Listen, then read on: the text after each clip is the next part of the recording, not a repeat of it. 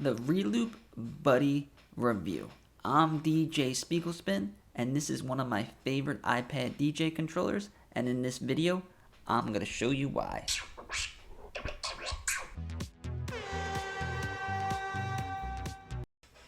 So when this controller first came out, I was super excited because I've been waiting a while for them to make another DJ controller that was specifically made in collaboration with Algorithm and the DJ Pro app. And it was a reasonably affordable DJ controller designed specifically for DJ Pro. So one of the things that makes it stand out as an iPad DJ controller is that it has a built-in iPad stand. Now, I think it's awesome because it's very frustrating trying to find the right iPad stand to DJ with. But just like with the other controllers that I reviewed that had built-in stands, if you're using a outer box case or a high quality case to protect your expensive iPad, then it doesn't fit into the slot. So it makes the slot useless. And I'm not that much of a risk taker to take my iPad out of the case while I'm doing a DJ gig. So I just have to use another stand with this controller. Another thing that this controller is known for and that makes it stand out is that it has these paddle effects. So these are a very common feature on battle mixers and other type of DJ hardware, more professional hardware. A lot of scratch DJs really like this feature because if you hold the button down, then it's just like doing a temporary effect, and then once you take your finger off, the effect is off. But then the fun part is if you flip it up, it's like a switch, and now the effect is on permanently. If you look on the screen, the effect is on. Now it's off, and if we hold it in, the effect's on, the effect's off. This is a feature that is on other DJ controllers, new ones such as the Mix Track Platinum effects, and I think that's how the future of DJ controllers are going to be because everyone loves that type of effect, and you don't have to switch it around in the settings, and you get two options for one button. So I think it is very exciting. Another thing that this controller was known for, which I think is kind of a gimmick, is it's the first controller with built-in NeuroMix. So if you look at the section here, let me get a better view, where it says the lows, you have access to the filter is access to the drums, the lows is the harmonics, and then the vocals is in the highs. So instead of mixing like how DJ's been mixing since the beginning before NeuroMix, where it was lows, mids, and highs, and you would have to adjust those if you wanted to take out vocals and bass. Now you have access to DJ Pro's NeuroMix right from the mixer. So I think as NeuroMix and DJ Pro become more popular, we're not going to see the lows, the mids, and the highs. We're going to see the NeuroMix stems. So it's exciting that they put it here, but also with any controller, you can go to your settings and you can map it so that it's NeuroMix instead of the EQs.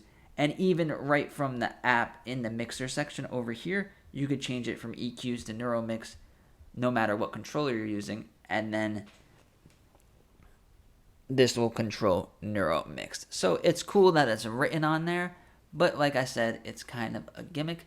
Now, the next thing is we have access to 8 pads on each side, so we can get pretty much full access to our looper and our sampler.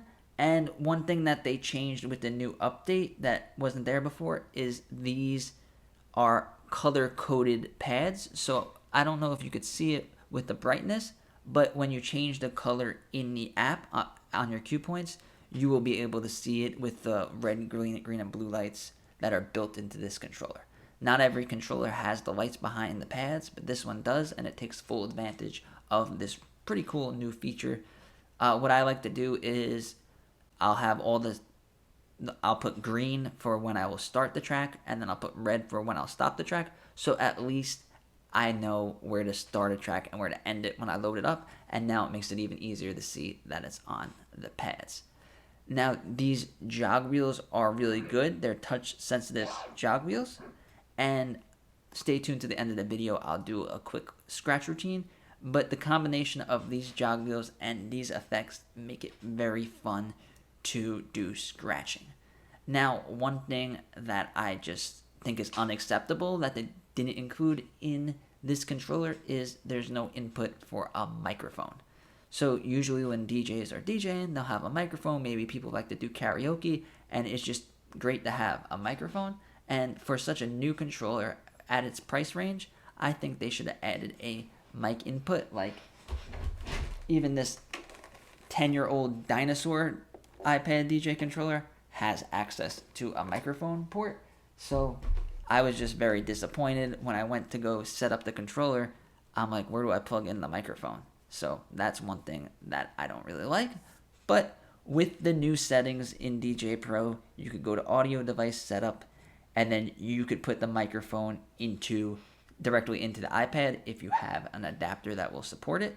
So just because your controller doesn't have a microphone input, now you could still use a microphone, which I think is great, and I will be able to add new stuff. Now, the tempo sliders are small. They're pretty basic. The build quality, it feels a little bit plasticky. My favorite part is the pads are nice and rubbery, and they feel really good when you touch them. And then the song selector is a traditional knob type selector, which works well and is good.